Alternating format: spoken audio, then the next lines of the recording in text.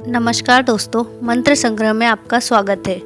आज हम आपको भगवान कृष्ण से जुड़ी एक अनसुनी कहानी सुनाने जा रहे हैं। यह कहानी भगवान कृष्ण की अनुयायी कर्माबाई की है। कर्माबाई ने बचपन से ही अपने पिता जीवन राम को भगवान कृष्ण की पूजा करते हुए देखा है और वह भी भगवान कृष्ण को खाना खिलाए बिना खुद नहीं खाती थी। उस समय कर्माबाई की उम्र 13 साल की थी। फिर एक दिन जीवन राम को स्नान के लिए पुष्कर के पवित्र स्थल पर जाने के लिए मजबूर होना पड़ा। साथ ही उनकी पत्नी ने भी पुष्कर स्नान करने के लिए जाने की इच्छा जताई। जीवन राम अपनी बेटी को भी लाना चाहते थे, लेकिन समस्या यह थी कि अगर वे सभी घर से निकल जाएंगे तो फिर कृष्ण जी को भोग कौन लगाएगा।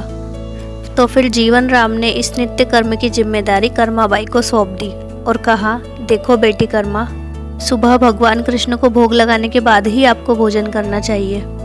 कर्मा ने भी पिता की हाँ में हामी भर दी और अगली सुबह कर्मा सुबह जल्दी उठ गई और सबसे पहले उठकर उसने गुड़ और घी से बाजरे का खिचड़ा बनाया। फिर उसने इसे भगवान कृष्ण की मूर्ति के सामने रख दिया और कहा, भगवान, मैंने आपका भोजन रख दिया है, जब भी भूख लगे आप खा लीजिए, तब तक मैं घर का काम पूरा कर लेती हूँ। इतना कहकर कर्मा अपने घर के कामों में लग गई। बीच बीच में काम करते करते कर्माबाई को ज्ञात हुआ कि भगवान ने अभी तक खिचड़ा खाया नहीं है। आखिरकार उसे लगा कि खिचड़ी में शायद घी और गुड़ कम है, इसलिए भगवान कृष्ण ने अभी तक नहीं खाया। फिर कर्माबाई खिचड़ी में गुड़ और घी मिलाकर भगवान के सामने बैठ गई और कहने लगी कि भगवान, जब मेरे पिताजी आपको खिलाते हैं तब तो आप खा लेते हो, लेकिन अभी आप क्यों नहीं खा रहे हो? और अब पिताजी चले गए हैं, उन्हें आने में बहुत दिन लगेंगे, इसलिए तब तक के लिए आपको भोग लगाने का काम मुझे सौंपा गया है। इसलिए जब तक आप कुछ खा नहीं लेते तब तक मैं भी कुछ नहीं खाऊंगी। इस तरह जिद पर अड़ी नन्ही सी कर्माबाई की प्यारी प्यारी बातों से भगवान कृष्ण का भी सिंहासन डोल उठा और मूर्ति से एक आवाज़ आई, बेटी कर्मा, तुमने पर्दा किया ही नहीं तो मैं भोजन कैसे ग्रहण करूं? फिर कर्माबाई ने अपनी चुनरी कृष्ण जी की मूर्ति के सामने रख दी और फिर कृष्ण जी की मूर्ति के सामने रखी खिचड़ी की थाली जल्दी से खाली हो गई। हर सुबह कर्मा सबसे पहले कृष्ण जी को बाजरे का दलिया परोसती थी और फिर वह खाती थी।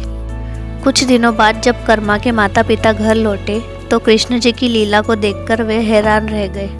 इस प्रकार कर्माबाई भगवान कृष्ण की अटूट भक्त बन गई। कर्माबाई ने अपने अंतिम दिन भगवान जगन्नाथ की नगरी जगन्नाथपुरी के एक कुटिया में बिताए।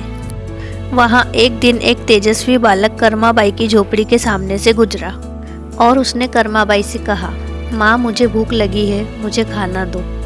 कर्मा भी उस समय अपने भगवान श्री कृष्ण को खिचड़ी परोस रही थी। फिर कर्माबाई ने उस बालक को भी खिचड़ी परोसी और तब से वह बालक रोज कर्माबाई के यहाँ खिचड़ी खाने आने लगा। यह सहयोग कई वर्षों तक चला। भगवान जगन्नाथ स्वयं वे बालक बनकर आते थे। कर्माबाई की मृत्यु के कारण उस दिन भगवान जगन्नाथ की मूर्ति की आंखों से आंसू बह निकले। उसी रात मंदिर के पुजारी के सपने में भगवान जगन्नाथ जी प्रकट हुए और दुखी होने का कारण बताया कि परम समर्पित भक्त कर्माबाई गोलोक चली गई है।